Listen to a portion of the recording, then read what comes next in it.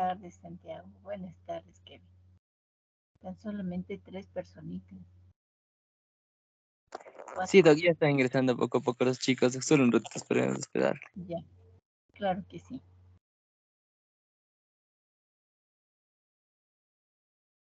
Mientras, Doc, tal vez sí les llegó el correo, digo, las preguntas a su correo, doctora. Eso quería preguntarle.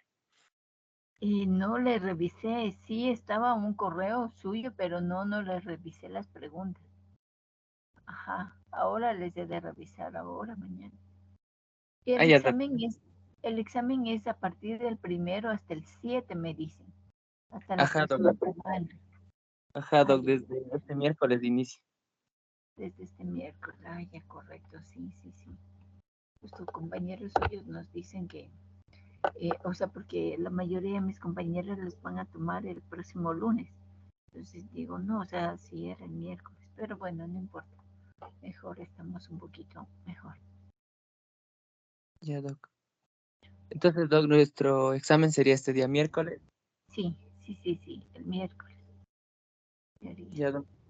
Y abarcaría, Doc, solo la parte del segundo EMI, ¿verdad? Sí, solamente lo del segundo. Ah, listo, Eh, doctora. Queríamos consultar. sí.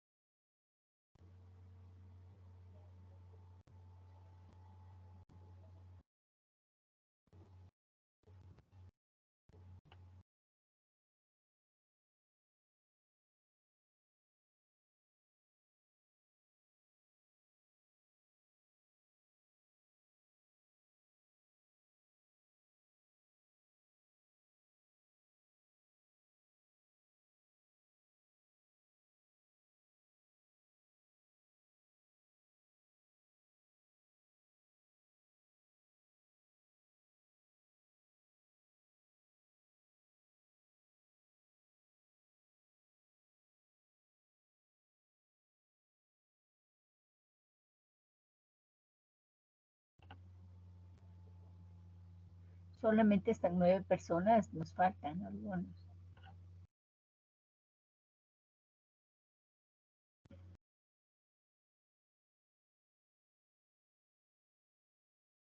Sí, Doc, solo unos chicos me escriben que están un poco, con problemas de conexión, pero nos faltan algunos chicos. Ajá. Bueno, esperémoslos un ratito.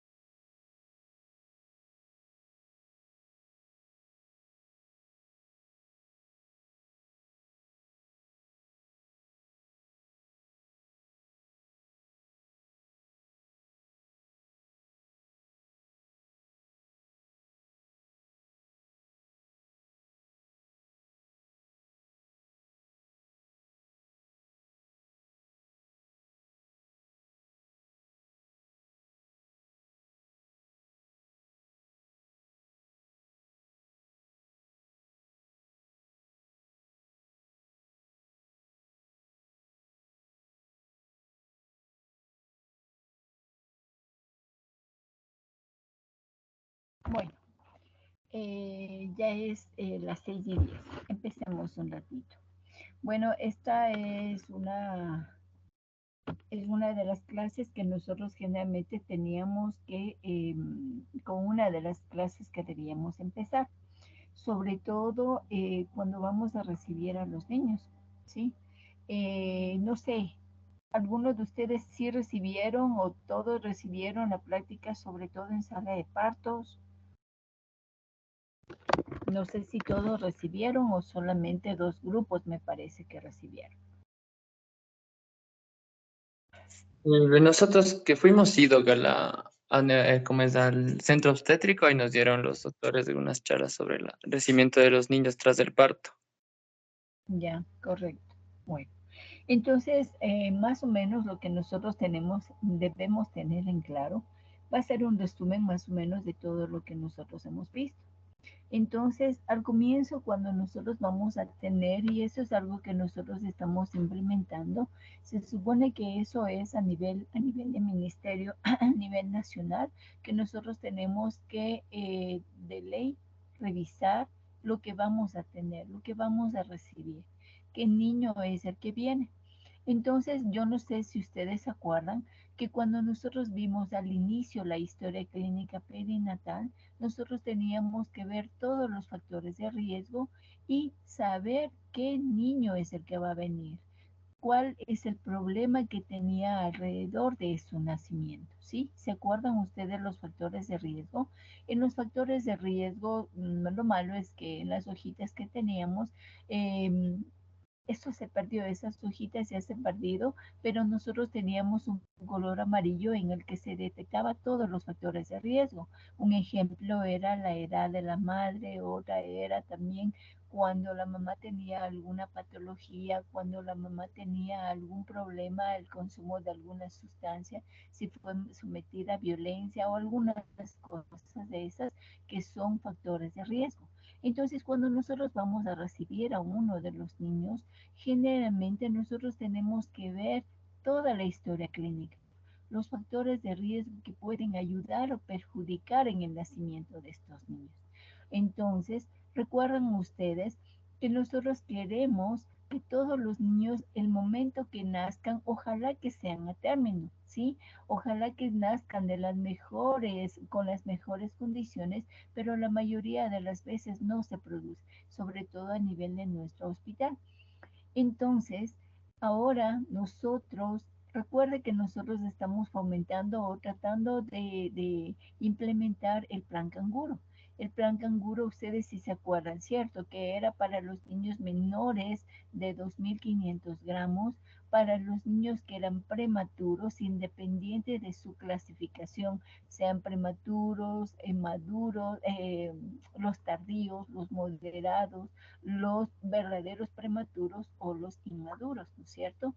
Entonces, generalmente lo que nosotros queremos implementar es eso, que el momento que nacen los niños se haga un apego precoz, que es lo que favorece el vínculo materno. ¿Sí? Entonces recuerda, ahorita estamos haciendo una recopilación de todo lo que hemos visto, ¿ya?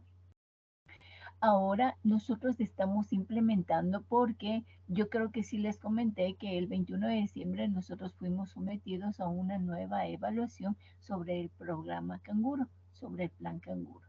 Entonces ahí nos exigen que todos los niños apenas nacen, el momento que nosotros tenemos, vamos a recibir a un niño prematuro, a un niño de bajo peso, obviamente después de solventar que ese niño no tenga alguna dificultad para respirar, no sea mal formado y todo, generalmente nosotros tenemos que ponerle piel a piel, la piel pegada del niño pegado a la piel del pecho de la mamá. ¿Sí? Eso hablamos de un apego precoz independiente de la edad gestacional. ¿Sí?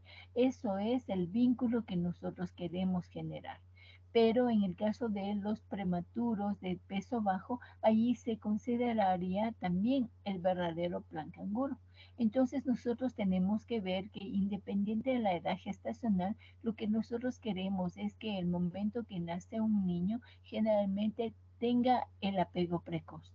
Eso es parte de una primera hora, que es la hora de vida o la hora de oro que se llama, ¿sí? Entonces, ahora, cuando nosotros vamos a recibir a un niño, lo primero que tenemos que hacer es ya no solamente ver los factores de riesgo que ponían en peligro la vida del niño, sino también ver cuántas semanas de edad gestacional tiene y con la posibilidad de que nazca prematuro, la posibilidad de que nazca peso bajo, generalmente nosotros hablar con la mamá, predisponerle tal vez que si nace prematuro o de peso bajo, nosotros también tenemos la oportunidad que la mamá elija una opción, es la de colocar en un plan canguro, ¿sí? Entonces, para eso es algo, una recomendación que nos hacen desde Colombia para empezar desde el mismo nacimiento el plan canguro. ¿Para qué es eso? Se supone que de acuerdo a diferentes estudios que se han realizado, diferentes experiencias que nosotros también estamos teniendo y reportes a nivel de estadística, a nivel mundial, nos dice que en el momento que los niños nacen, independiente de la edad gestacional, cuando se le pone pegado a los niños piel a piel con su madre, generalmente en el caso de nuestro hospital con la madre, muchas veces eso va a generar una mayor respuesta, una mejor respuesta en el neurodesarrollo, sobre todo si son niños prematuros o de peso bajo. Los niños a término también los podemos poner. Y algo que estamos tratando de implementar, pero así de a poquito, paso a paso, es la relación que deben tener los niños con su papá. Pero lo primero que nosotros tenemos que poner es sobre el vientre materno, sobre el vientre de la madre. Entonces eso es para favorecer el neurodesarrollo, para favorecer el vínculo materno. Mire que esto es muy importante para nosotros. Entonces, generalmente, cuando yo tengo la historia clínica perinatal, yo tengo que ver los factores de riesgo y con la posibilidad de prematuro o de peso bajo, hablar con la madre, ¿sí? Hablar con la madre y si es posible hablar con el padre o con la familia para explicarles de qué se trata nuestro tema. Listo. Entonces, en el momento que nosotros tenemos este tipo de niños, ya le vamos a identificar claramente cuál es el niño que va a entrar en este programa. Pero si no es así, todos los niños también tienen que nacer y ponerse sobre la piel, que es para favorecer el vínculo. Yo no sé si las personas que tuvieron la oportunidad de estar en el nacimiento de los niños también vieron que se le ponía sobre la piel de la mamá. ¿Cuánto tiempo más o menos se demoraron en sacarle al niño, en llevarla a una sala? ¿Se acuerdan ustedes? Los chicos que tuvieron la experiencia. O sea, Doc, desde que nació hasta que le pusieron en el pecho de la madre, Ajá, sí. ¿Sí les bueno, pusieron o no? sí, o sea, más o menos, porque sí se demoró un poquito, porque hasta llevarle a a esta salita donde le toman el peso, no el peso, o sea, donde le ven si es que está respirando, donde le limpian, donde eso, pero sí se demoró más o menos unos 7 a 10 minutos más o menos. Ya.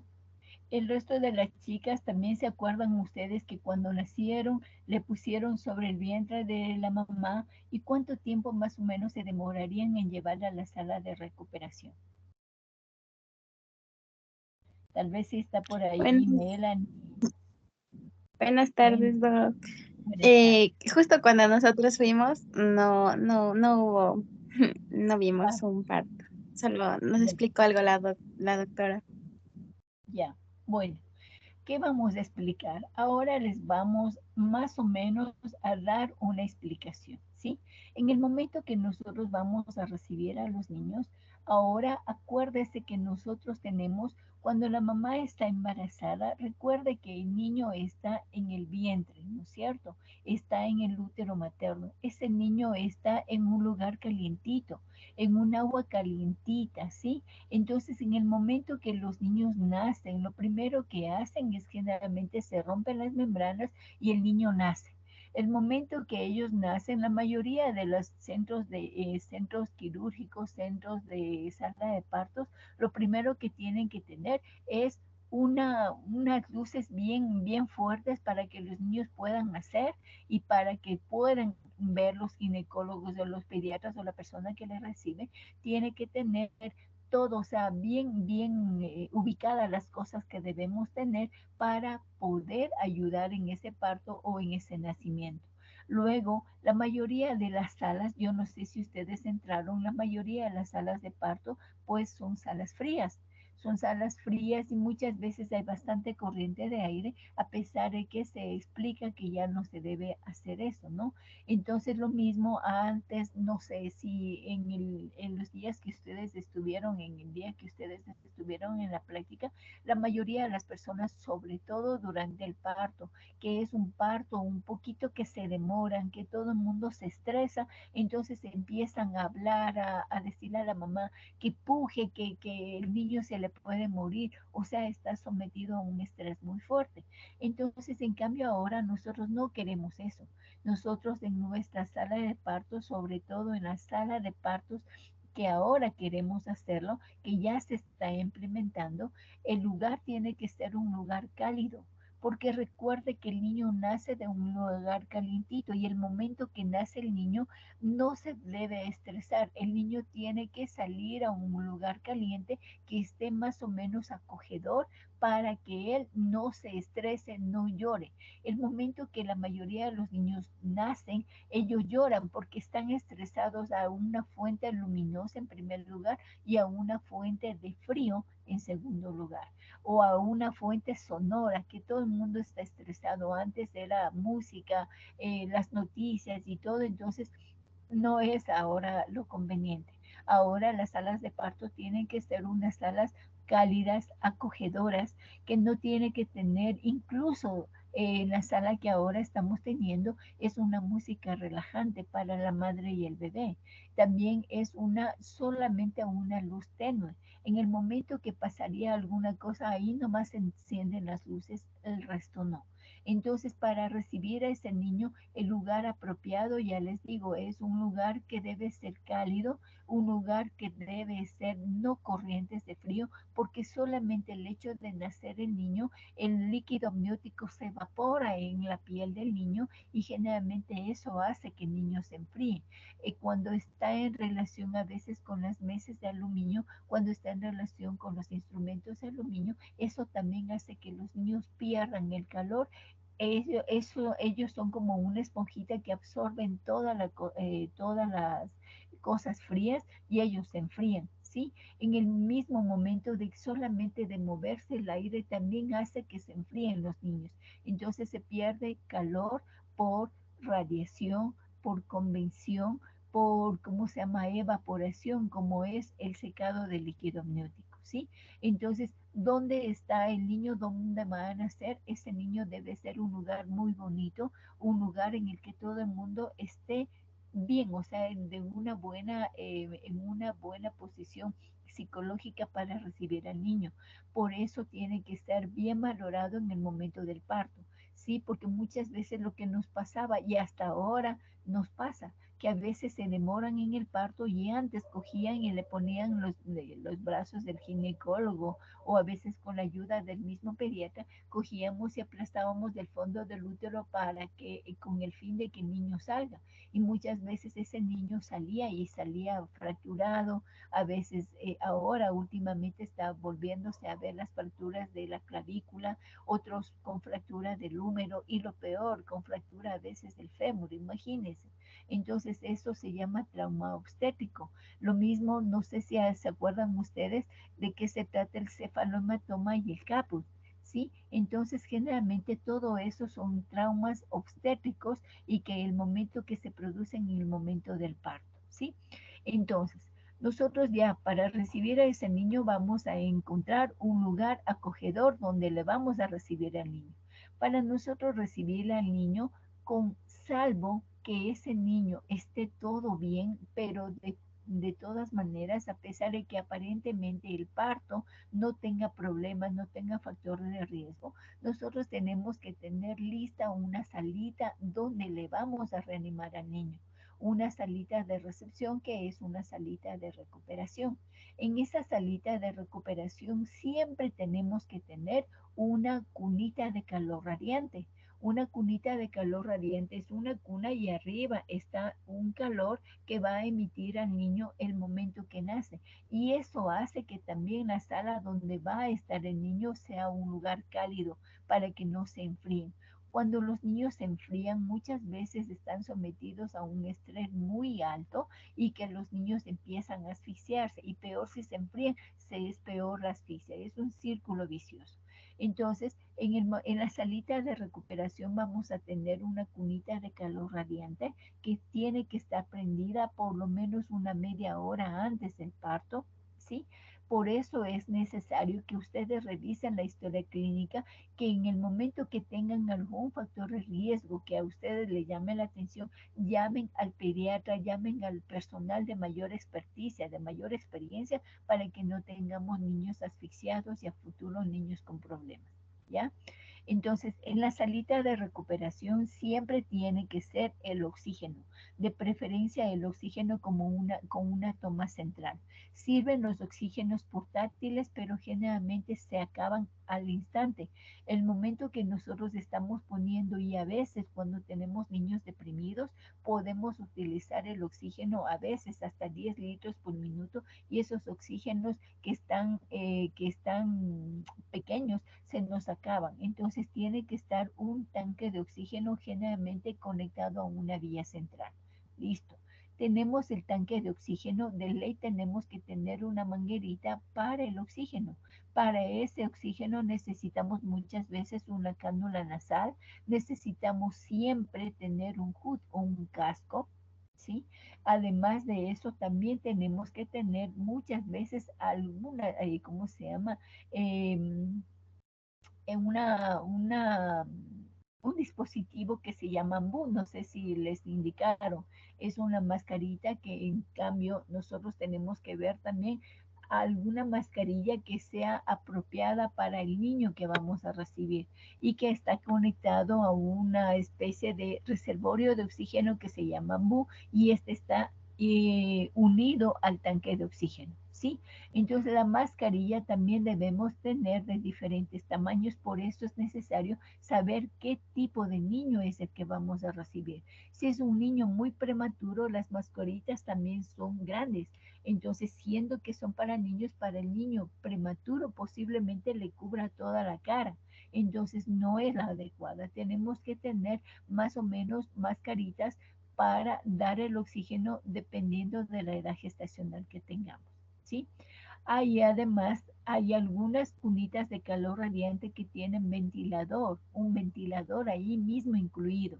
Entonces, para ese ventilador nosotros tenemos que coger y ya tenerle conectado, prendido todos los aparatos, los monitores, y en el momento que necesitamos, en un ejemplo que nos ha fallado una reanimación, generalmente ya le podemos conectar al ventilador y ya podemos estar favoreciéndole mejor a este niño. Para nosotros tener el oxígeno también, recuerde que el oxígeno tiene que estar sometido o tiene que estar calibrado, y para eso tenemos un oxímetro de pulso que nosotros vamos a ponerle en las manitos de los niños cuando necesitan, mejor dicho, a todos los niños, ¿sí? También tiene que tener un flujómetro para nosotros saber a qué cantidad de oxígeno le estamos dando el aire que ese niño necesita. Esto es cuestión del oxígeno. Otro, cuando nosotros nos ha fallado o nos falla tal vez la reanimación a través de la mascarita que es el ambú, a través de una ventilación positiva, generalmente tenemos la posibilidad de intubar a los niños. Y por eso es necesario tener primero un laringoscopio, que en el caso de los niños prematuros es una hojita recta del número 00 o del número 0. Generalmente nosotros también tenemos niños grandes, a veces con 4.500, 4.700, entonces la hojita también ya no me sirve la hojita de prematuros, tiene que ser una hoja más grande que es el tamaño número 1 o el número 2, y es para introducirle a nivel de la boca y para tratar de intubar. Además de eso, necesitamos los tubos endotraqueales. Recuerde que los tubos endotraqueales dependen de la edad gestacional a la que vamos a reanimar. Si es un niñito que pesa menos de 1000 gramos, el tubo endotraqueal debería ser del tamaño 2.5. Si es un niñito que tiene entre 1000 y 2000 gramos aproximadamente por la edad gestacional, es un tubo endotraqueal número 3. Cuando el bebé posiblemente tiene un peso de 2000 a 3000, ya tengo un tubo de 3.5, y cuando tenemos más de 3000 gramos, el tubo endotraqueal debe ser del número 4, ¿sí? Entonces ya les voy a explicar cómo le introducimos y todo, ¿ya? Entonces, además de eso, recuerde que siempre debemos tener un fonendoscopio siempre a mano, uno que nosotros cojamos y escuchemos bien, porque a veces están dañadas las olivas, a veces está dañado el diafragma, a veces está roto y todo. Entonces, antes de recibir al niño, vayan a recibir toda la sala, todo el equipo que tengan, o a prepararlo, ¿sí? Una vez cuando nosotros estábamos, me tocaba, perdón, bajar a emergencia, yo no sé qué pasó. Justo yo siempre bajaba y preparaba todo el equipo, y yo no sé qué pasó, pero justo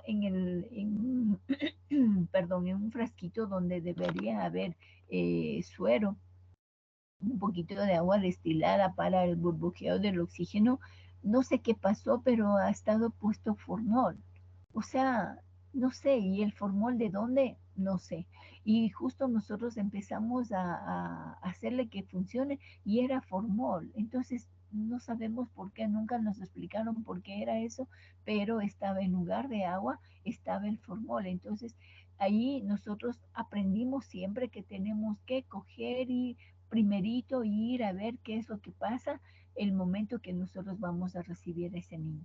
Además de recibir la historia clínica, además de revisarle, además de llamar al tratante, si en el caso de que yo no puedo resolver, tengo que revisar los equipos, ¿sí?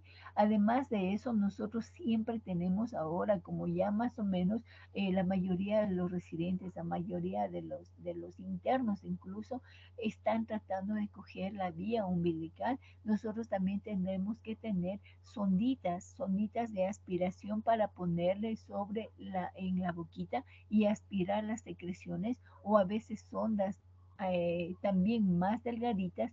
También a veces cuando tenemos catéteres umbilicales tenemos que tener listo. Depende de la edad gestacional que nosotros tenemos la posibilidad de recibir, ¿sí? Además de eso tenemos que tener unas pincitas muy delicaditas, muy delgaditas para poder canalizar la vía umbilical, ¿ya? Entonces, más o menos, o acuérdese, también tenemos que tener pañales desechables, pañales calientitos, y el momento que nosotros vamos a recibir, siempre debemos tener una gomita de aspiración, pero no la vamos a utilizar siempre, la vamos a utilizar solamente en el caso que sea necesario. ¿Listo? Entonces yo tengo todo el equipo listo. Ya tengo esparadrapo también, tengo gasas muchas veces en el momento que haya alguna, necesitamos coger y canalizar la vía umbilical, necesito tener no alcohol yodado. Recuerde que el alcohol yodado se puede absorber en la piel y pueden haber alteraciones de las tiroides, de la T4 y de la TSH. Entonces, ¿cuál es el alcohol que nosotros utilizamos? Generalmente es los sobrecitos de alcohol pad, ¿sí? Entonces, nosotros ya tenemos listo la salita donde vamos a reanimar en el caso que sea necesario. Siempre bien calientito. Además, ahora últimamente a los niños prematuros y muy prematuros, que son menos de 1000 gramos, ya no les envolvemos a los niños, sino que les colocamos, después de secarles bien, de sacar todo el resto de sangre, de líquido amniótico y todo, generalmente les introducimos en esas funditas que son más o menos una funda plástica, como esas funditas con el Ziploc que tienen un cierrecito arriba. Generalmente puede ser ese que nosotros le pongamos para que esté cerradito hasta una cierta parte del cuellito, y el niño solamente está sacando la cabecita, y en el caso de que sea necesario intubarlo, pues estar intubado ese niño, ¿ya? Además, Como les digo, los pañalitos desechables, pañales de tela que tienen que ser siempre bien calentitos. Recuerda usted que si usted le pone la piel desnuda del bebé, independiente de la edad gestacional, y le envolvemos con los pañales fríos, este niño también se puede enfriar. Baja el azúcar, el niño puede convulsionar y muchas veces convulsiona, puede sacar las secreciones, aspirar y muchas veces se nos puede morir, ¿sí? Entonces, vamos a recibir a este niño. ¿Qué vamos a hacerle para recibir a este niño? Nosotros tenemos que ponernos, generalmente, tenemos que ponernos un mandil estéril siempre, guantes como siempre estériles, pañalitos, siempre tenemos que tener una pinza y una tijera. Una pinza para clampear el cordón y una tijera para nosotros también cortarle. Posiblemente necesiten ayuda, ¿sí? Además, la perita para succionar en el caso en que sea necesario. Entonces, el momento que nosotros recibimos al niño, espero que este niño haya sido bien valorado, que el niño nazca. Al referirme al niño, recuerde que no solamente estoy hablando de niños como varón, también estamos hablando de mujercitas, ¿cierto? Sino que es más fácil para mí decirle niño y hablamos al mismo tiempo de los dos. Entonces le vamos a recibir a este niño. En las mejores condiciones, el niño tiene que salir. Muchas veces puede llorar hasta los 30 segundos y todo el mundo se desespera cuando los niños no lloran. Y no es así. Nosotros tenemos que verle que ese niño nazca, pero si la habitación está calientita, si la habitación está con una luz tenue, capaz que ese niño ni siquiera llora, pero nosotros le vemos y ese niño tiene que estar moviéndose, tiene que estar independiente de la edad gestacional, ¿sí? Entonces tiene que estar moviéndose, alzando la cabecita. ¿Y qué nosotros tenemos que hacer como pediatras? Recibirle al niño en una mantita, un pañal sequito, un pañal calientito, ¿sí? Y tenemos que secarle primero la cabeza. Se supone que el 40% del líquido amniótico está a nivel de cabeza. Recuerda usted que si nace el niño, el aire se lleva, le seca el aire, el líquido amniótico, y ese niño puede enfriarse, puede bajar el azúcar, puede convulsionar y después podemos tener mayor problema. Los niños cuando se enfrían son niños muy, muy difíciles para calentarse. Y cuando ellos se enfrían pueden tener algún signo de depresión y nosotros no queremos eso, recuerden. Entonces, lo primero que vamos a hacer es secar la cabecita, secamos del resto del cuerpo con el pañalito que sea bien calientito. Generalmente le secamos todo completamente, le sacamos el resto de sangre, de secreciones y todo, y tenemos que ver cómo está el bebé y cómo está la mamá. Pero antes de recibirle, nosotros tenemos que hacer 4 preguntas. Esto también es para la reanimación. No sé si me están cogiendo, si me están escuchando, si hay alguna pregunta, háganmela, ¿sí? Si no, parece que solamente estoy hablando y no me están escuchando. Le ¿Hay estamos alguna pregunta? Sí, estamos escuchando. Sí, estamos escuchando, doctora. Ya, no hay ninguna pregunta. hasta el momento parece que no. Ya, listo. El momento que recibimos al niño, nosotros tenemos o vamos a recibir al niño, tenemos que hacer 4 preguntas, siempre. Para recibir a un niño, para reanimar a un niño, tenemos que hacer 4 preguntas. Primero, ¿qué edad gestacional tiene? ¿Sí? Nosotros ya hemos leído la historia clínica, ya hemos hablado a la mamá diciendo que le vamos a poner en plan canguro posiblemente. Acuérdese que también tiene que preguntarle el nombre del bebé y todas esas cosas, ¿ya? La primera pregunta es, ¿cuál es la edad gestacional que tiene el niño? ¿Es un niño prematuro o es un niño a término? ¿Sí? Segundo, ¿qué color es el líquido amniótico? ¿Sí? Es problema cuando el líquido amniótico es muy claro y también hay problema cuando el líquido amniótico es meconial, ¿sí? Sobre todo el meconial pesado, el que se llama puré de arvejas. Este es un líquido como un verdadero puré de alvejas, hecho colada y imagínense ese líquido amniótico que no quisiéramos nunca encontrarnos.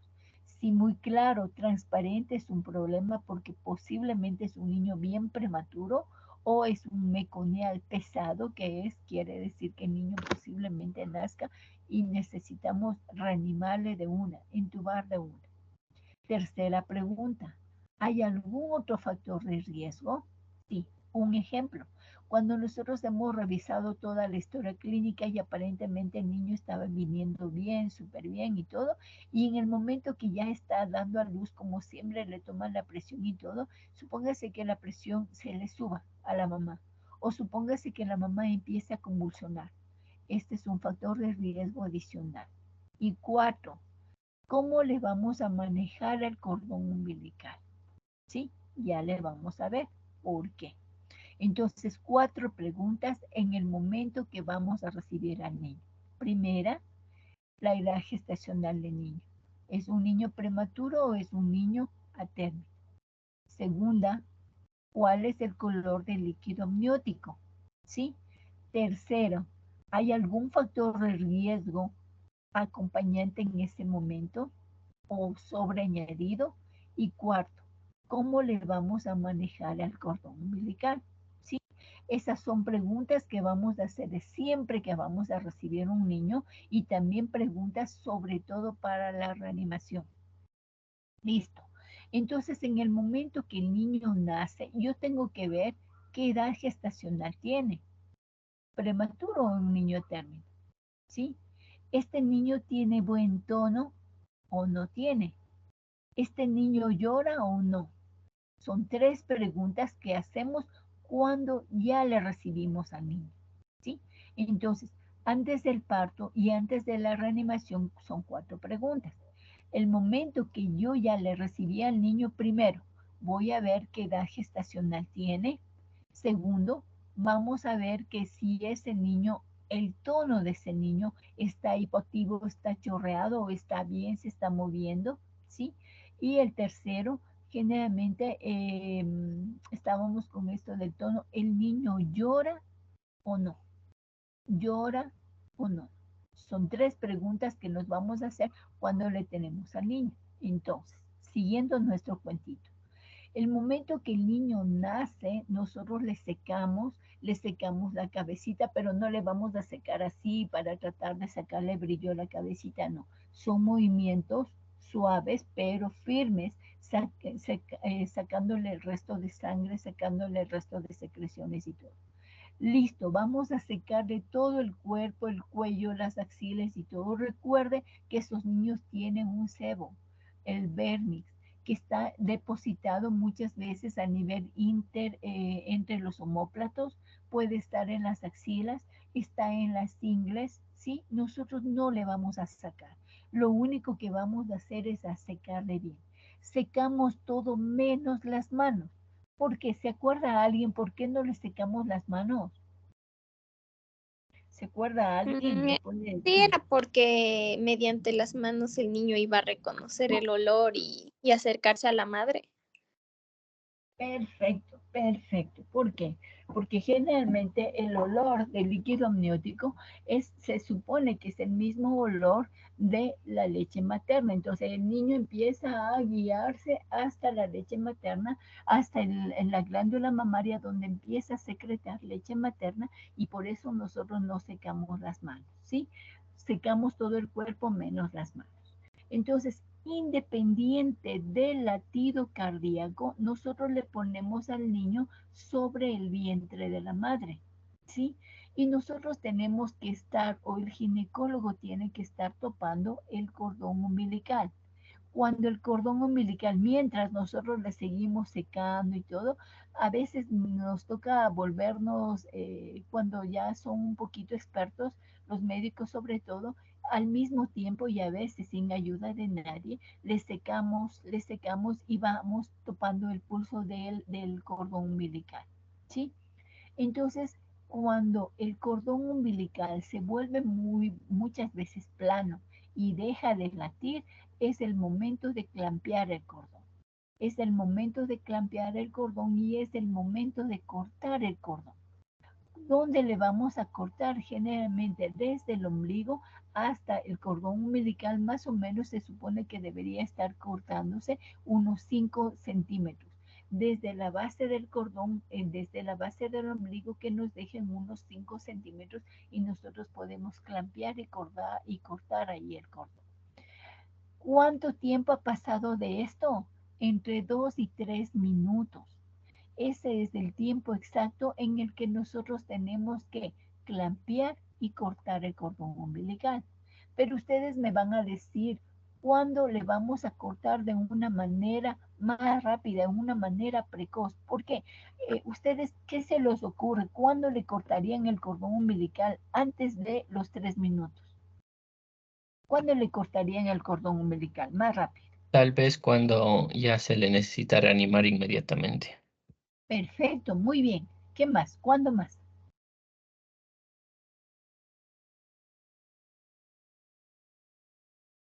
¿Cuándo más se Tal le- vez si es que necesitamos hacer algún procedimiento importante en la madre, o sea, también está en riesgo la Perfecto, madre. perfecto, muy bien, muy bien. El niño para reanimación, la madre tal vez para reanimación también. ¿Cuándo más? ¿Cuándo más le clampeamos rapidito el cordón? Tal vez cuando hay exceso de hemorragia. Podría ser también, pero hemorragia materna, sí, tiene toda la razón. Usted me está diciendo tal vez placenta previa. Sí, doctora de la madre. Perfecto. Ahí también se clampea y se corta tempranamente el cordón.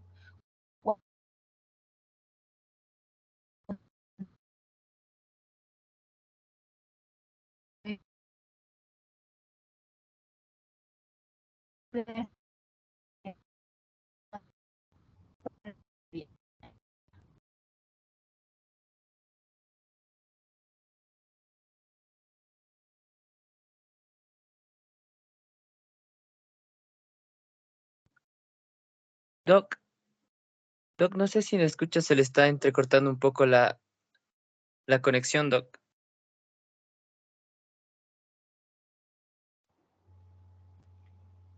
¿Aló? Sí, Doc, Ale- justo se le Qué entrecortó un bueno. poco la señal. Sí, no sé qué pasó, se cortó esa señal. Pero bueno, entonces ahí también cuando tenemos placentas previas, placentas ácretas, pércretas y que ponen en riesgo la vida del niño y de la madre. Cuando más se les ocurre que le podemos cortar tempranamente el cordón. Cuando haya un prolapso del cordón umbilical. Perdón, perfecto, cuando hay un prolapso de cordón o también cuando el cordón está envuelto en el cuellito. Un circular de cordón es una de las indicaciones para un clampeo y ¿cómo se llama? Ligadura temprana de cordón. ¿Sí? ¿Cuándo más? Cuando la mamá es diabética, cuando la mamá es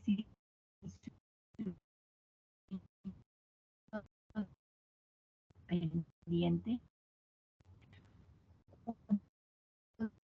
Doc, para clampear disculpe interrumpirle, Doc. oportunamente el cordón. También se le está entrecortando en este momento.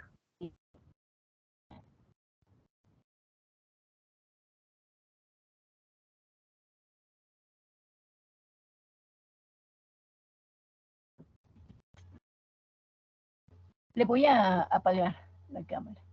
Ahí tal vez me escuchan mejor. Sí, doctora, justo se quedó en madre diabética. Ya, y ahorita me escuchan mejor. Ahí sí se le Sí, escucha. doctora. Sí, Ya, doctora. parece que la cámara estaba robándose un poquito. Entonces, generalmente hijos de madres diabéticas, insulino dependientes, también cuando las madres tienen alguna incompatibilidad y con, obviamente, con sensibilización, ¿sí? Es una de las indicaciones para clampear oportunamente el cordón. Otra de las indicaciones son cuando los niños son mal formados. O lo que nos decía Santi al comienzo, generalmente cuando hay niños deprimidos, pueden ser por un montón de las causas que ustedes me dijeron y los niños están deprimidos. Ahí tenemos que clampear rapidísimo. Muchas veces no le podemos presentar y hacer toda esta serie de pasos que queremos hacer para un apego precoz, pero no le podemos hacer. Entonces, generalmente nosotros vamos ahora sí a cortar y a clampear bien ese cordón, ¿sí? Y generalmente acuérdese que muchas veces ese cordón umbilical puede seguir latiendo, ¿sí? Y eso puede seguir, puede estar en relación a veces con la placenta cuando está ligado. Entonces nosotros esperamos de 2 a 3 minutos cuando el cordón ya se ha aplanado muchas veces y nosotros ya no sentimos el latido del corazoncito, el latido del cordón. Nosotros podemos cortar ese cordón y estamos tranquilos.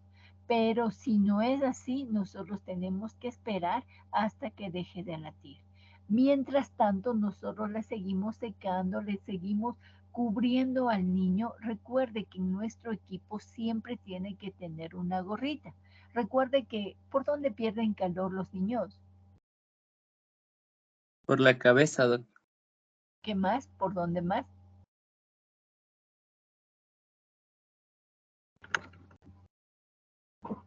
Por las Por la extremidades. cabeza, por la espalda y por los pies. Recuerda, por eso es el uniforme de plan canguro, es la gorrita, es el chaleco y están los escarpines. Recuerda, no se olviden, por favor. Entonces, generalmente en el equipo que nosotros tenemos siempre va a haber un gorrito. Ya, listo. Entonces nosotros tenemos, este cordón umbilical tiene que estar bien protegido porque la única manera por donde entran las bacterias, virus, parásitos y todo lo que sea posible para causar una sepsis es a través de los orificios, como son los ojos, como es la nariz, la boca y el cordón umbilical. Entonces nosotros tenemos que clampear a 5 minutos, a 5 centímetros, perdón, a 5 centímetros desde la base del cordón para arriba, que nos dejen unos 5 centímetros de largo del cordón y nosotros siempre tenemos que manejarle de la mejor manera. Recuerde que tenemos que manejar siempre con guantes y tenemos que ponerle, tratar de que el cordón esté bien pegadito a un pañal que está estéril. Luego, nosotros ya le hemos manejado ese cordón umbilical, ya le hemos manejado. Cuando nosotros queremos que esos niños no tengan una hipovolemia, muchas veces nosotros ¿cómo se llama? Nosotros tenemos que colocarle a la mamita en una manera, acuérdese, siempre la mamá tiene un poquito elevada la cabecita, los brazos, ¿no es cierto?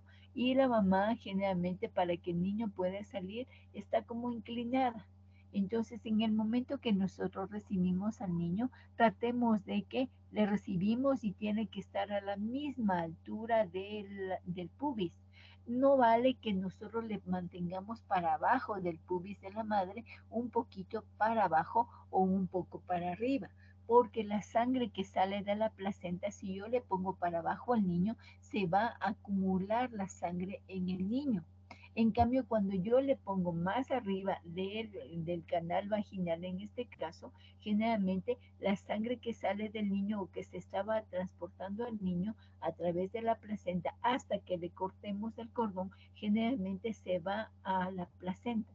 De tal manera que estas posiciones muy abajo pueden estar en relación con una policitemia o en una policitemia del niño, o cuando yo le pongo un poco más arriba estamos hablando o estaríamos frente a una anemia del niño. No sé si me comprendieron. El momento que le vamos a recibir al niño, tenemos que ponerle al mismo nivel del canal vaginal. No se vale que le ponga abajo o no se vale que le ponga más arriba. 10 centímetros para abajo o 10 centímetros para arriba del canal vaginal puede estar en relación o podemos estar generando una policitemia o una anemia. ¿Sí? ¿Me comprendieron? Lo que no lo entendí muy bien, ¿la altura del niño en general o de la cabecita? No, el niño nosotros le vamos a recibir, pero nosotros le vamos a mantener del canal vaginal en la misma altura, ¿sí?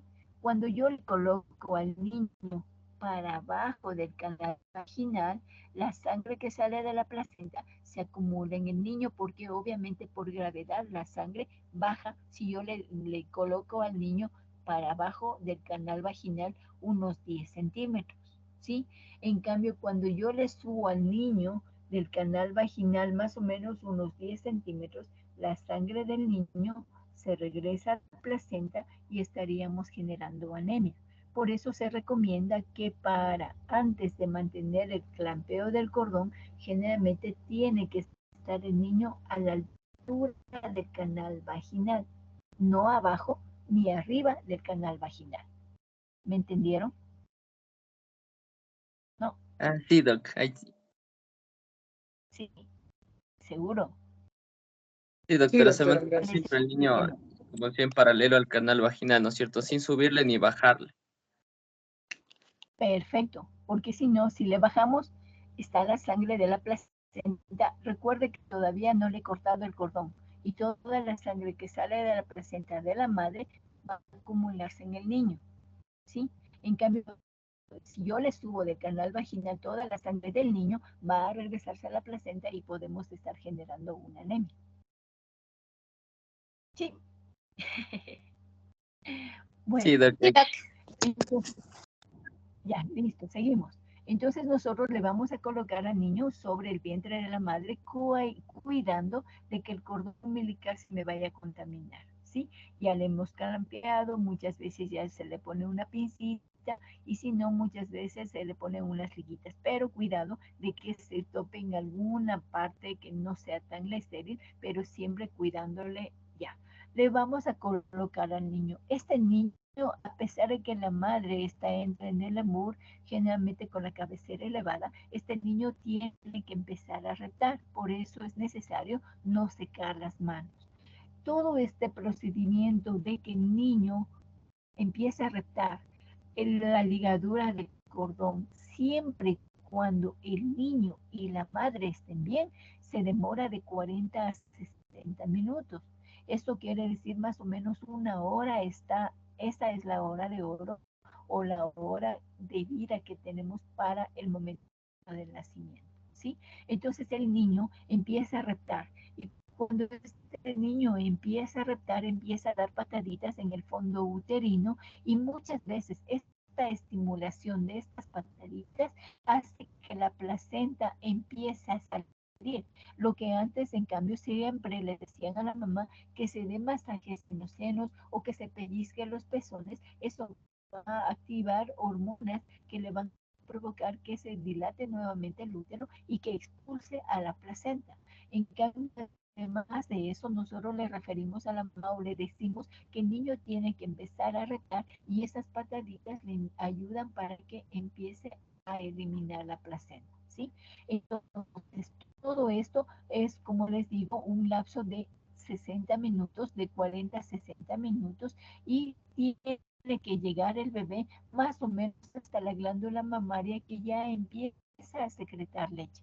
¿Qué leche es la primera que empieza a secretar la mamá? ¿Se acuerdan? Es la leche madura. El calostro. Es el calostro. Este calostro, ¿se acuerdan? Que solamente es de 2, máximo hasta 10 centímetros por cada lactada. Pero en este caso de los niños recién naciditos, solamente es de 2 centímetros, de 1 a 2 centímetros. Eso va a hacer que el niño se guíe y empiece a oler la leche materna y él empiece a retar y se dirige hasta la glándula mamaria. En el caso de que los niños llegan a la glándula mamaria, muchas veces ellos, y recuerde que cuando ya los niños han nacido, acuérdense ustedes, la mayoría de los niños que nacen son niños que son feitos, son niños chupaditos y todo, o sea, son bien feitos. Pero en cambio, la mamá cuando le ve, ella está llenita de una hormona que es la oxitocina, esa es la hormona del amor. Entonces ahí es cuando la mamá le ve lo que él empieza a reptar, empieza a acercarse a su seno y empieza a llegar a donde ella quiera, a su corazoncito, generalmente la mamá le ve como la persona más bonita del mundo. Entonces, lo que queremos es que cuando llega a la glándula mamaria, este niño abra los ojitos y se enganche con la vista de la mamá. Ese es un enamoramiento que es una de las partes más importantes del vínculo o del apego precoz. Un vínculo que nadie les podrá cortar, ¿sí? Eso es una vivencia que tenemos cuando le estamos recibiendo al niño y acuérdese que siempre cuando el niño esté en buenas condiciones, la madre esté en buenas condiciones, tenemos que hacer este procedimiento. Pero mire lo que nos dice Kevin, lo que nos dice Wendy, qué pena, ¿no? Kevin solamente ha sido un poco de tiempo, tal vez unos 10 o 15 minutos, y verá que el residente que estaba con Kevin es uno de los mejores. Entonces nosotros tenemos que estar ahí para tratar de tener este apego precoz. Porque nosotros ¿qué queremos? Queremos que cuando ellos sean grandes, primero tengan una madurez de neurodesarrollo súper buena, que lleguen los niños a desarrollarse súper bien y que pertenezcan a familias sólidas, que quieran mucho a su mamá y que su mamá les quiera mucho a sus hijos. Entonces, eso es lo que no se logra cuando los niños están en malas condiciones, cuando las familias están en malas condiciones, cuando también, un ejemplo, hemos recibido a gemelos y nosotros cogemos y le recibimos a un gemelo y el uno nace bien y el otro nace mal. Entonces, obviamente al niño que nace mal le llevamos a la salita de reanimación, le hacemos todo lo que le corresponde y pues le llevamos, le separamos.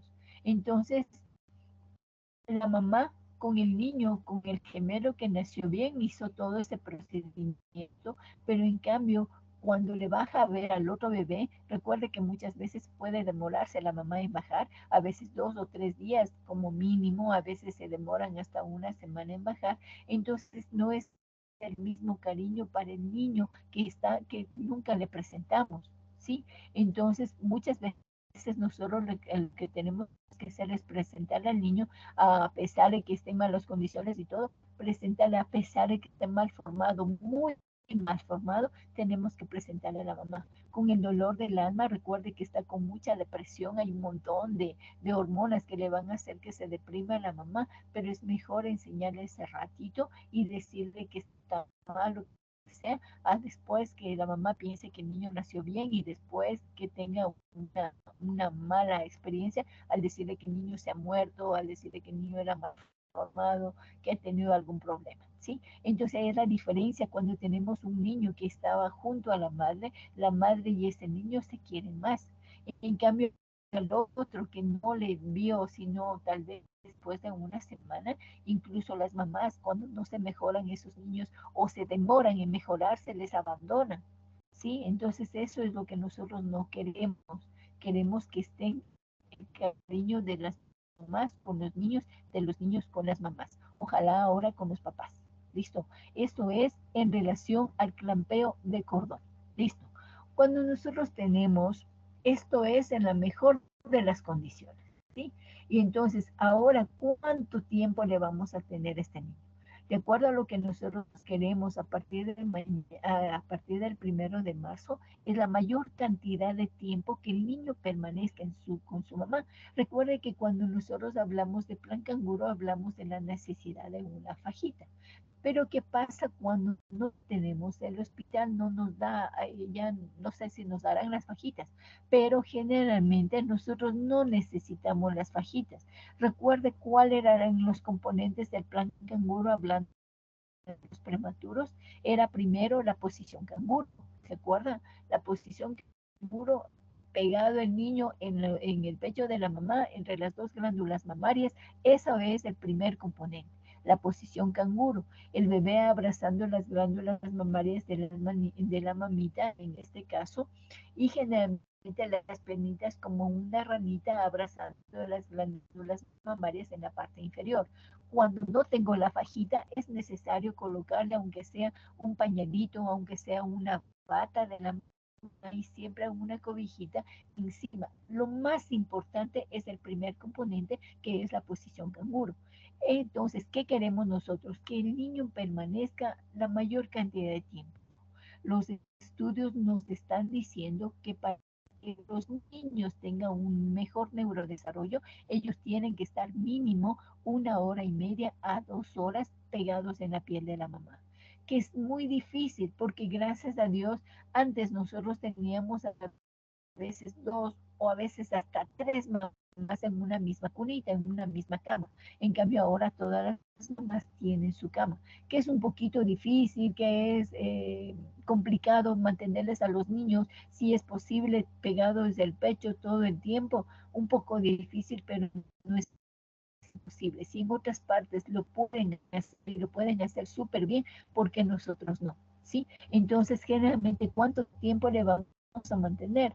Ojalá que sea 1 hora y media a 2 horas como mínimo. Luego, acuérdese que nosotros queremos un apego que debe ser precoz y que tiene que ser un vínculo que permanezca, si es posible, todo el tiempo. Cuando se separa la mamá del bebé, cuando generalmente al bebé le van a llevar, que le digo, se complicaría por alguna eventualidad, ¿sí? En el caso de que nosotros le vamos a llevar al bebé, se supone más o menos en un tiempo de 2 a 4 horas, el niño tiene que mantenerse en observación, ¿sí? Después, a pesar de que sea un parto a término, a pesar de que tenga unas buenas condiciones, el niño tiene que mantenerse en observación. Entonces, ahí es necesario muchas veces tomar la temperatura. La temperatura le vamos a tomar con un termómetro digital, si es sobre todo a nivel de la axila. A nivel del oído no se recomienda en los niños recién nacidos por la anatomía del oído. Entonces, generalmente eso no es una buena manera de tomar la temperatura, ¿sí? Tiene que ser, ¿cuánto es lo normal de la temperatura? Generalmente en los niños recién nacidos es de 36.5 a 37.5. Eso es lo que queremos mantener a los niños. Cuando la temperatura está muy alta, posiblemente está sobrecalentado. Posiblemente hay alguna infección de la madre y que se está desencadenando en el niño, ¿sí?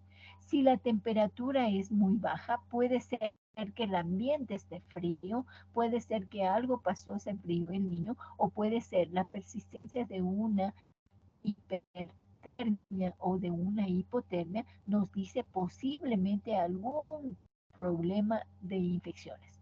Puede ser materna, generalmente es materna. Recuerda usted que cuando hablábamos de sepsis estábamos hablando de las infecciones que son producidas por la madre, y lo primero que va a provocar en el niño muchas veces es cambio en la temperatura. ¿Listo? Cuando nosotros le tenemos, puede ser junto a la madre o puede ser en la salita de recuperación hasta que por dolor la mamita se sienta un poquito decaída. Recuerde que los niños también, la mamá se me puede dormir, porque la mamá, sobre todo si son prematuras, son mamás que sufren muchísimo. Entonces muchas veces se demoran en la labor de parto y hasta eso siempre después hay un cansancio extremo que hace que las mamás se duerman tanto que se puedan descuidar de los niños, y por eso era una de las indicaciones de ponerle en el colecho, ¿se acuerdan? Que a veces se le ponía y la mamá le podía aplastar, y era porque eran los cansancios extremos después de una labor de parto prolongada, ¿ya? Entonces, cuando puede ser a nivel de la piel de la mamita o a nivel de la cunita en la sala de recuperación, nosotros tenemos que valorar la frecuencia respiratoria del niño. ¿Cuál es la frecuencia respiratoria de los recién nacidos? ¿Recuerdan? ¿Hasta cuándo es la frecuencia respiratoria normal? Creo que es, Doc, más o menos de entre hasta 50 o 49. No, no, no.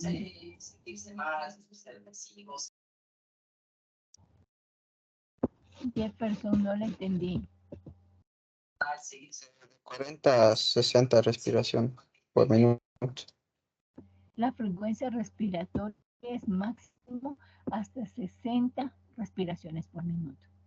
60 respiraciones por minuto. Cuando la frecuencia respiratoria es más de 60 respiraciones por minuto, posiblemente el niño puede estar también sobrecalentado, puede estar con algún problema de dificultad respiratoria. Y por eso es necesario tomarle en un minuto.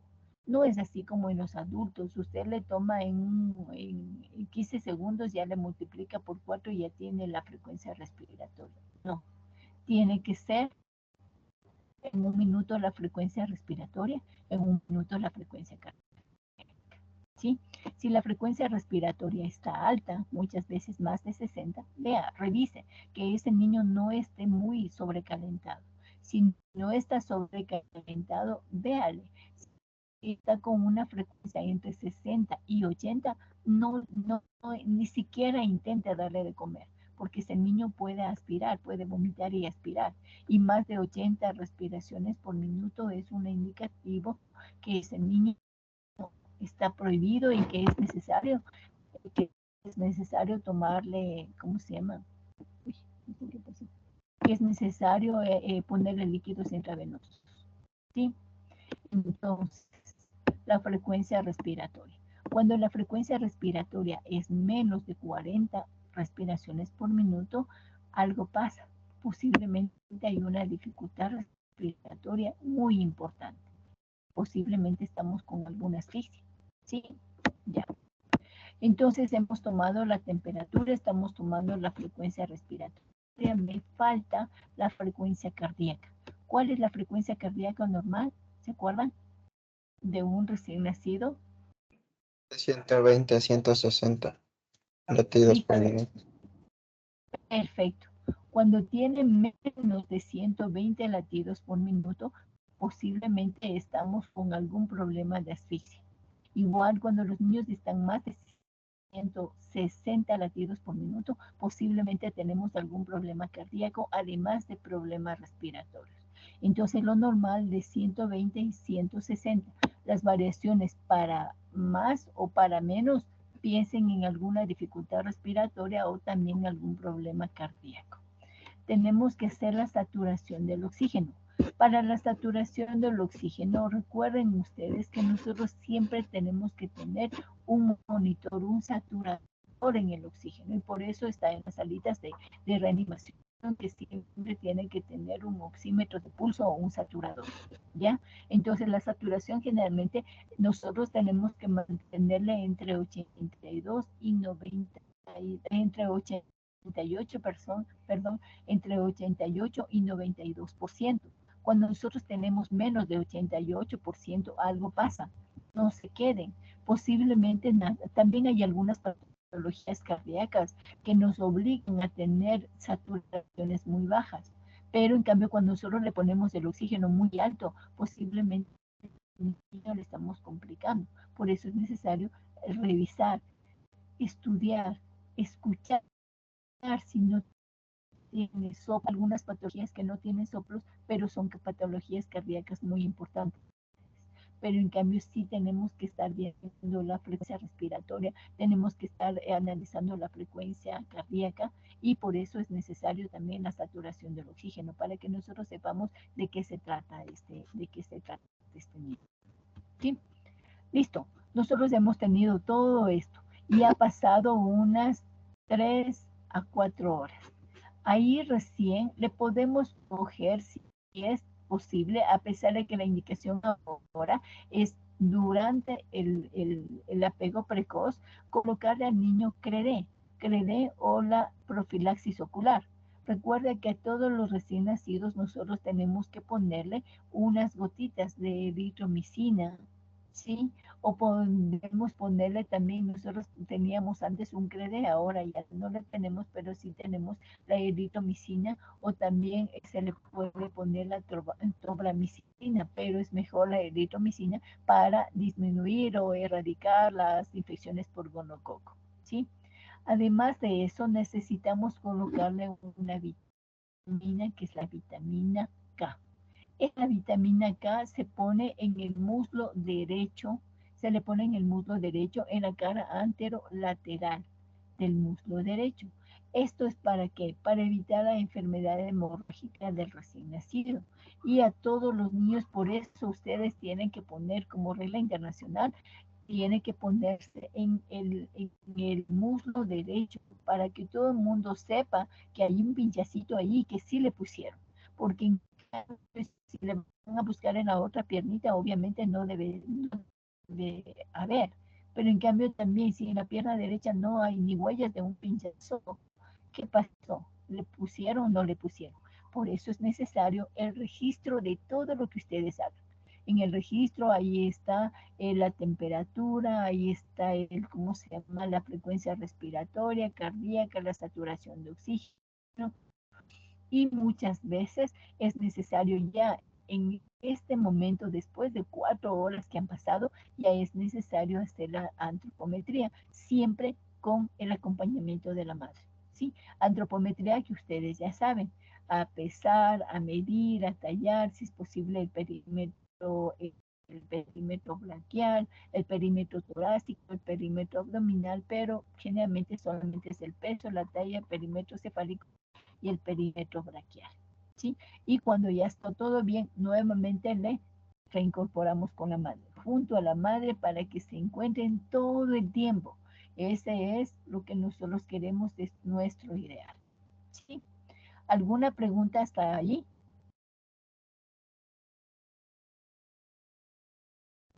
No, doctora, hasta ahorita sí, todo claro. Bueno, voy a pensar que todo esté bien. Listo. ¿Qué pasa cuando los niños no nacen tan bien? ¿Qué pasa cuando los niños no nacen tan bien? Otra vez, vamos a hacer las preguntas que hicimos al comienzo, ¿no es cierto? Primero, ¿qué íbamos a preguntar? Vamos a preguntar La qué verdad es edad que gestacional Era tiene. ¿Qué más?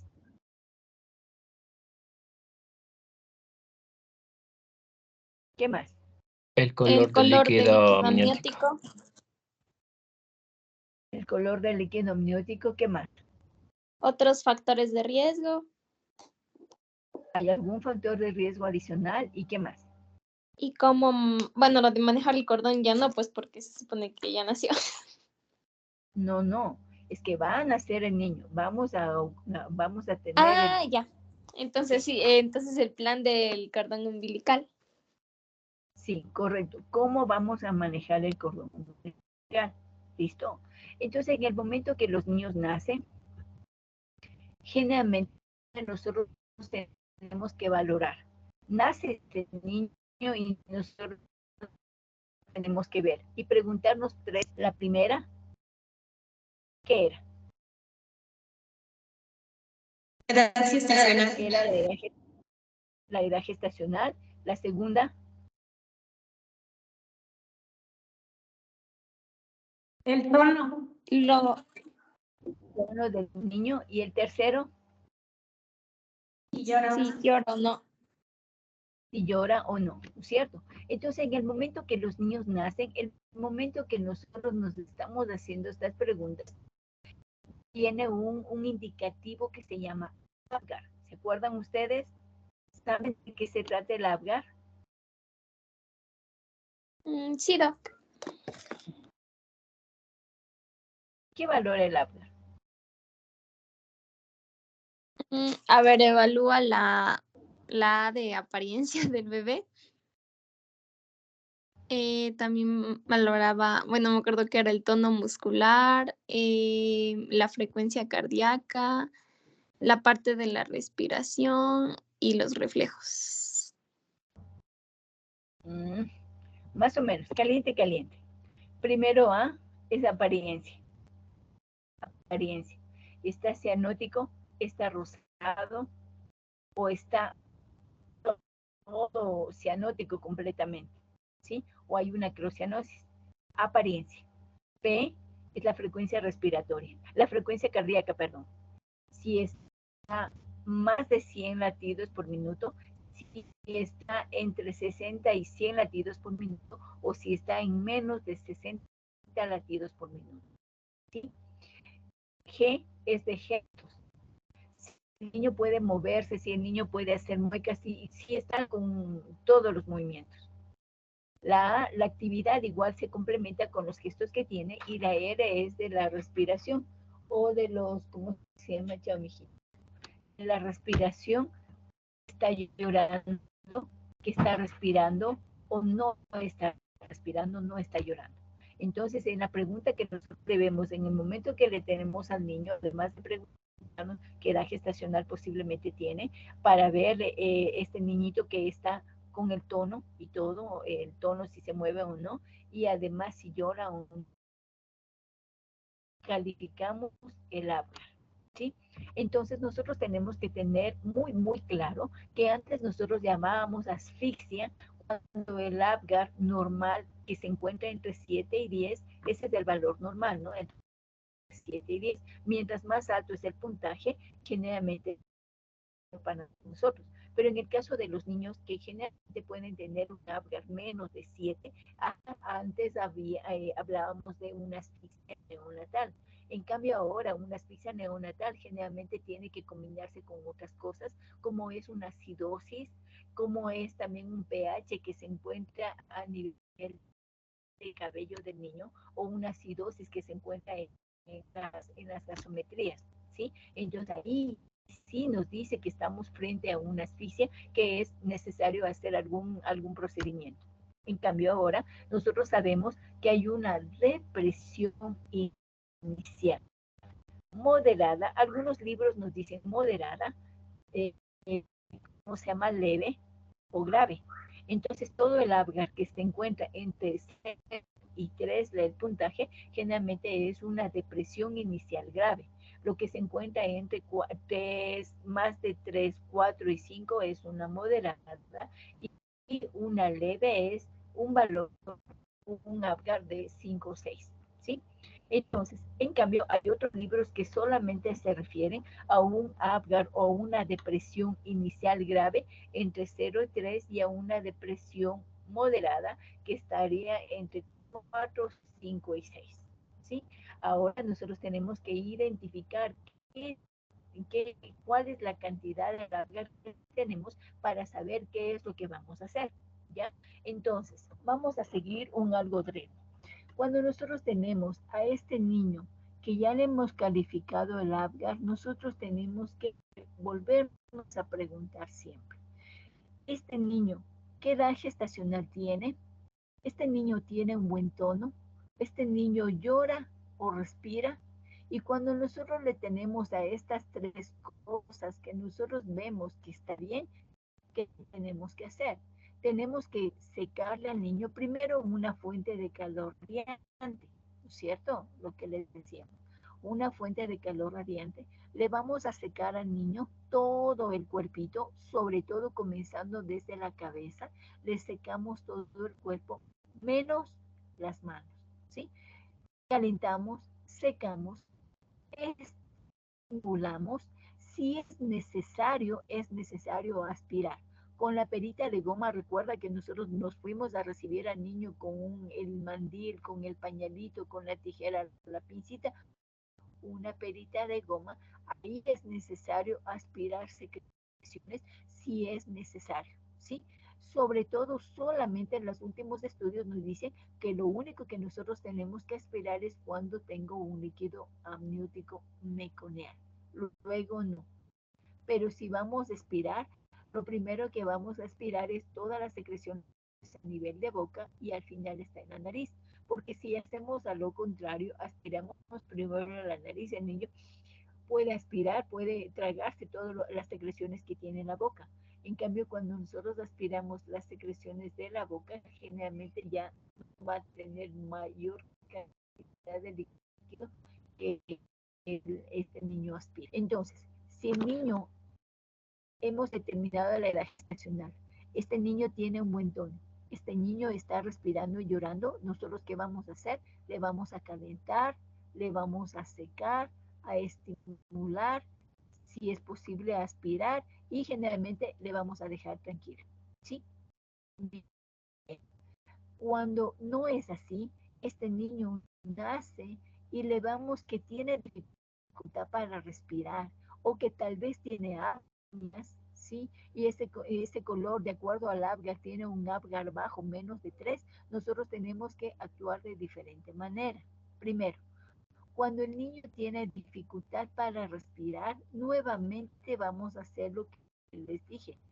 Primero a calentarle, primero a secar, a secar todo el cuerpito nuevamente, a estimular bien, a succionar las secreciones que posiblemente tengan, pero sobre todo vamos a posicionar bien el cuello. Recuerde usted que generalmente para reanimar la mejor posición de los niños es una posición de olfateo. Como que el niño está oliendo, entonces ahí cogemos, aspiramos mucha secreción, primero de boca y después de la nariz. Si le vemos que ese niño esté bien, recuerde que nosotros tenemos que tener si le colocamos al niño el oxímetro de pulso. ¿Cuánto tenía que tener de saturación para nosotros estar bien? ¿Se acuerda que le dije ahorita? ¿Cuánto de saturación de oxígeno? Mínimo 88. Mínimo 88, de 88 a 92%.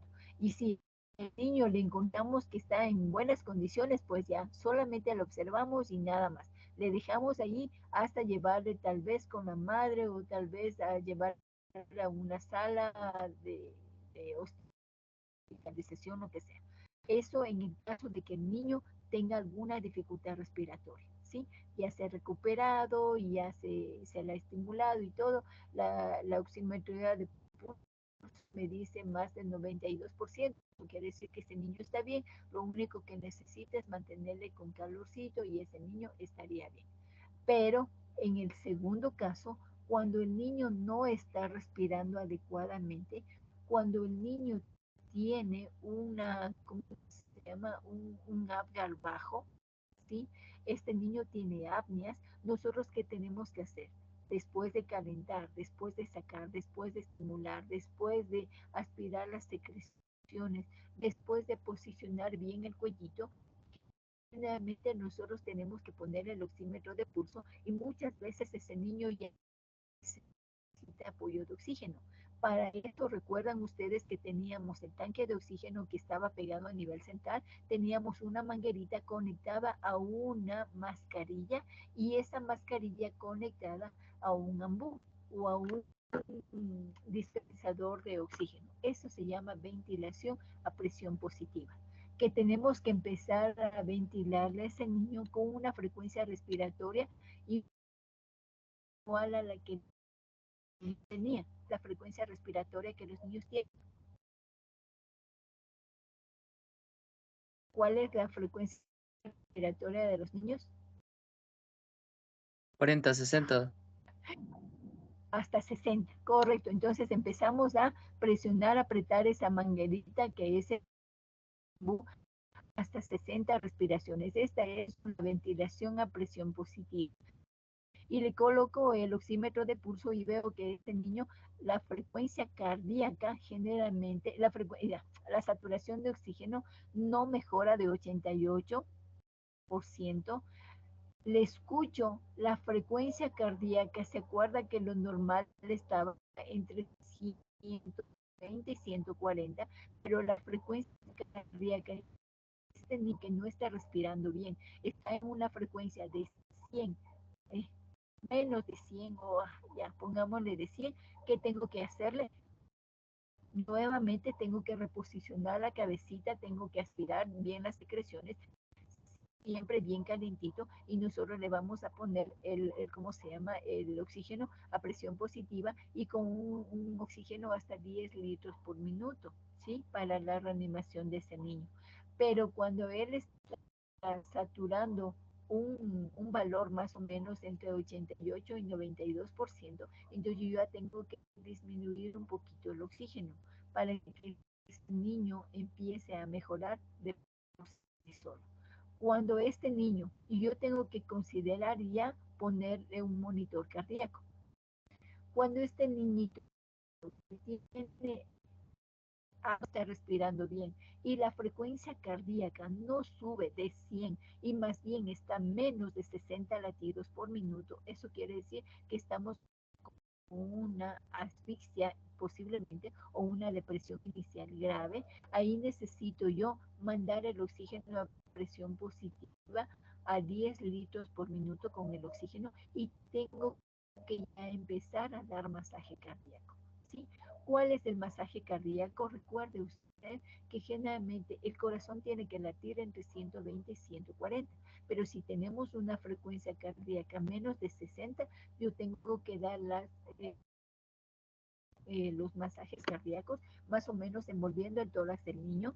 El pulgar puede ser de la mano derecha sobre el pulgar de la mano izquierda, sobre el apéndice xifoides y vamos a presionar sobre el apéndice xifoides a una altura de 2.5 centímetros, presionando hasta llegar al corazón.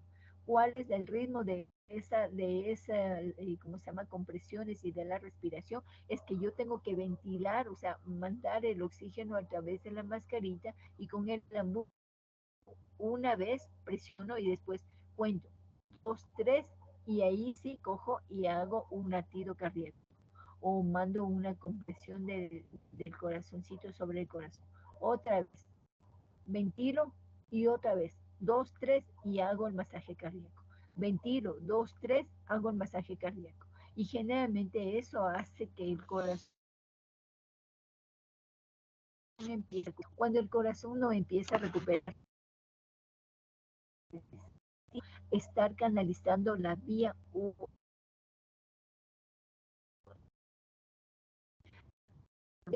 ya teníamos incluso el catéter para la vía umbilical. Entonces, ¿qué tenemos que hacer? Generalmente una alrededor del cordón umbilical, le vamos a cortar más o menos centímetros después de la base del ombligo, 1 o 2 centímetros. Vamos a tratar de identificar la vena umbilical más o menos de 12 a 1, siguiendo las manecillas del reloj.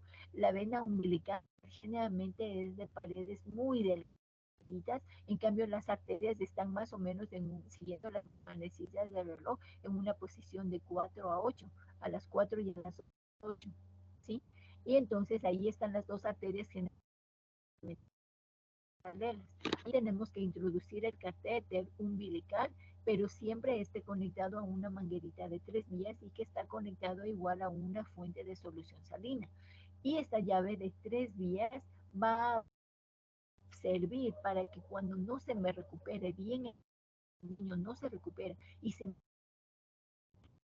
frecuencia cardíaca menos de 60, a pesar de que yo le estoy dando una ventilación apropiada, a pesar de que le estoy dando una presión cardíaca apropiada, generalmente necesito ahora sí medicamentos. Ahí le mandaríamos adrenalina, adrenalina que es 2 mililitros por kilogramo de peso cuando es intravenosa. La mejor vía es a nivel humano. Cuando nosotros no se recupera el niño, nosotros podemos ponerle incluso la adrenalina también a nivel del tubo torácico, que para eso ya le hemos colocado un tubo torácico, ya hemos estado ventilando y ya tenemos que estar dando latido cardíaco, o sea, las compresiones cardíacas, pero ¿qué pasa? Que ese niño no se recupera. Generalmente nosotros podemos poner la misma dosis adrenalina, pues a veces hasta 3 ocasiones. Pero ¿qué pasa? Que este niño no se mejora, posiblemente nuevamente hay que colocarle bien la vía respiratoria. Es necesario nosotros administrar muchas veces, conectarle a una base, podría ser el ventilador mecánico, ¿sí? Pero siempre y cuando que el niño ya está un poquito mejor, pero si no se recupera y oxígeno, ya no necesita la ventilación positiva, sino a nivel de ventilador.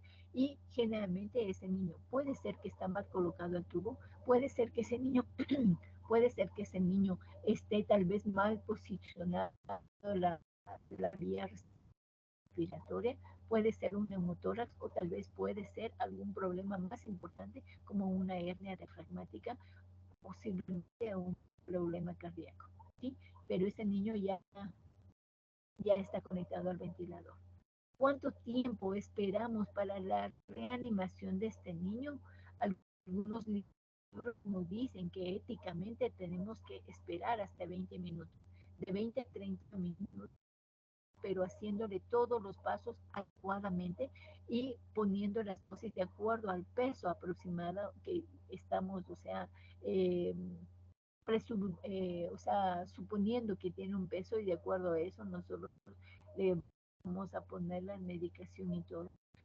Generalmente cuando nosotros estamos también, no nos mejora con la adrenalina, tenemos que poner expansores, que puede ser solución salina, ¿sí? O a veces un poquito de, sí, solución salina. Generalmente cuando no pasa esto, no mejora ese niño, algo pasó. Y generalmente ojalá que tuviéramos una radiografía en ese momento para saber de qué se trataba ese niño, pero generalmente la reanimación nos dicen, nos aconsejan solamente de 20 a 30 minutos. Luego se debe empezar la reanimación, ¿sí? Entonces, esa es la reanimación en el caso de los niños.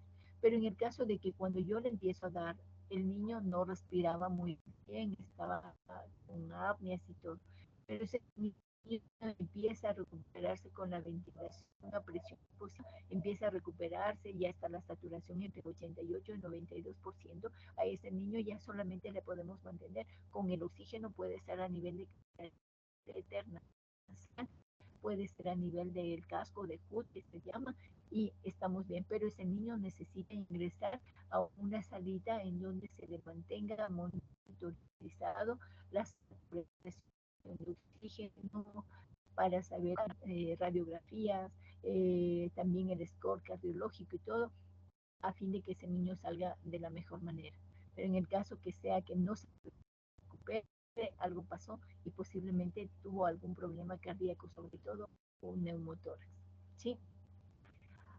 Esta es la reanimación que más o menos en corto tiempo le hemos dado. ¿Alguna pregunta?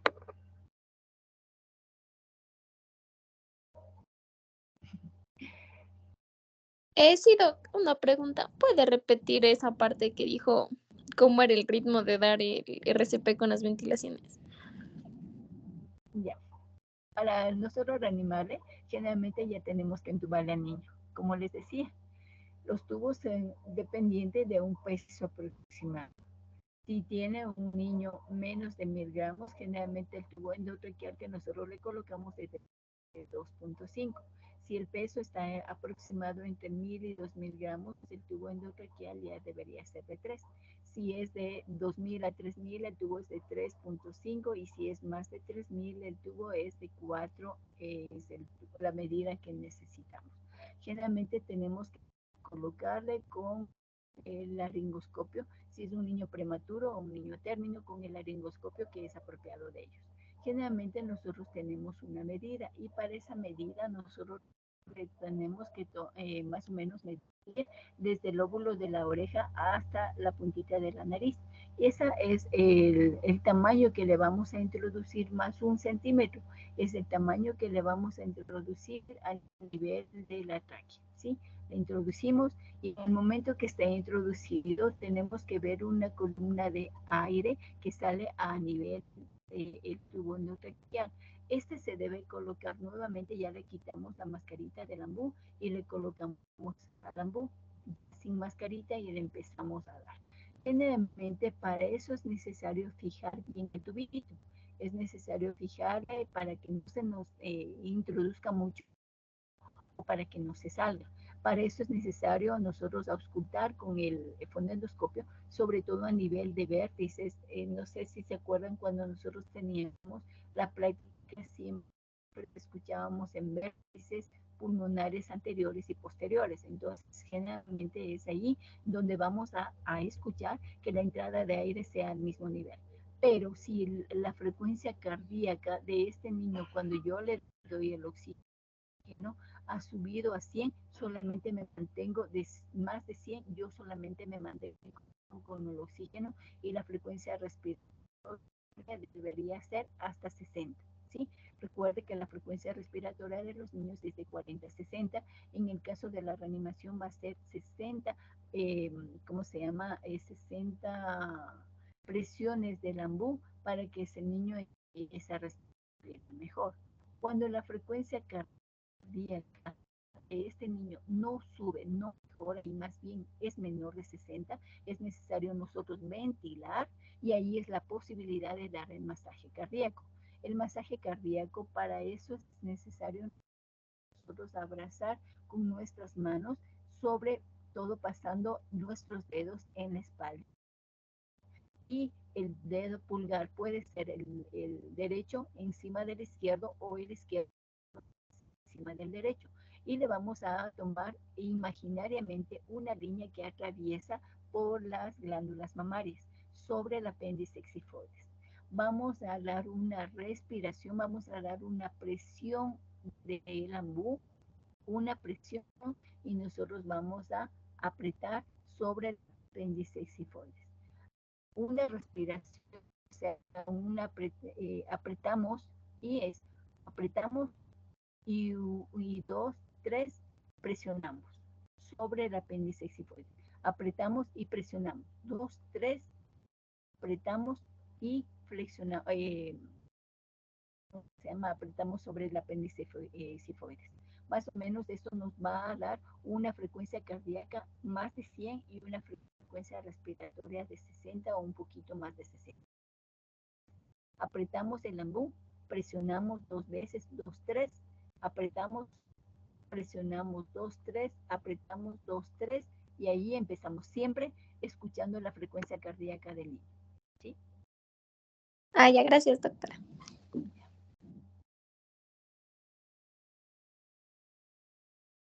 Bueno. ¿Alguna pregunta? ¿A quiénes no reanimaríamos?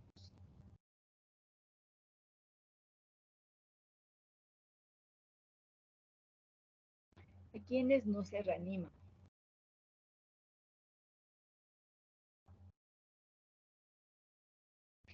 O sea, además de los niños que sí están bien. Sí, ¿a quiénes no reanimarían?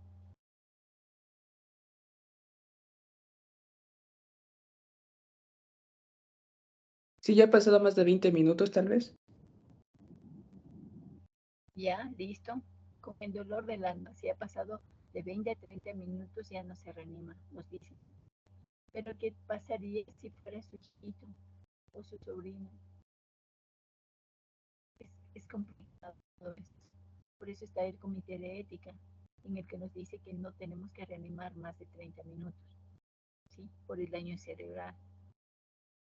Pero siempre y cuando tenga bien puestos los brazos, ¿sí?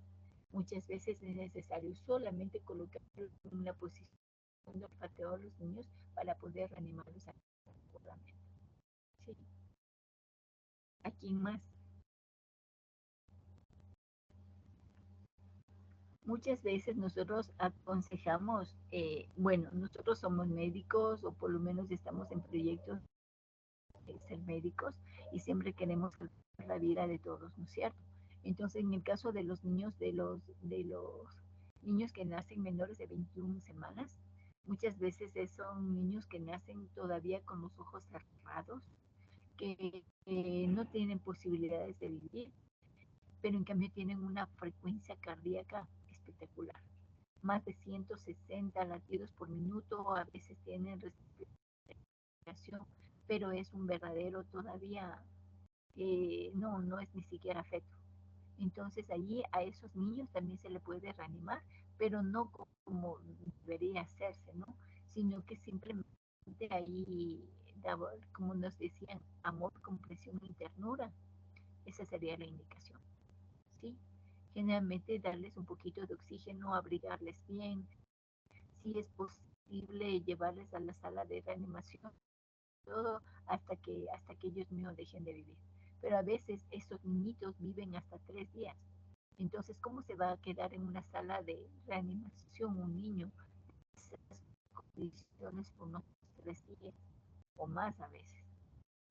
Entonces, ¿qué nos toca? Acoger e ingresarles a niños, hacerlo lo posible hasta que el mismo se muera, ¿sí? Otro de los casos que no les debemos reanimar son niños con malformaciones mayores, ¿sí? A niños con anencefalia, a niños mal, o sea, muy, muy mal formados, pero igual son niños que muchas veces viven y viven mucho tiempo. Entonces, no le podemos dejar en la salita de recuperación, no le podemos dejar en la salita donde le vamos a recibir a otros niños. De ley, a esos niños también debemos tener la posibilidad de ingresarles, si es posible, igual canalizarles vías, ¿cómo se llama? Darles, como les digo, amor, comprensión y ternura. Pero nosotros tenemos que ayudarles muchas veces hasta que ellos mueran y que mueran bien. ¿Sí? Entonces son pocas las contraindicaciones para reanimar, pero nosotros como queremos ser salvadores de la vida de todos, generalmente las tratamos de reanimar a todos, pero no es lo adecuado, porque uno se desgasta psicológicamente, se desgasta muchísimo.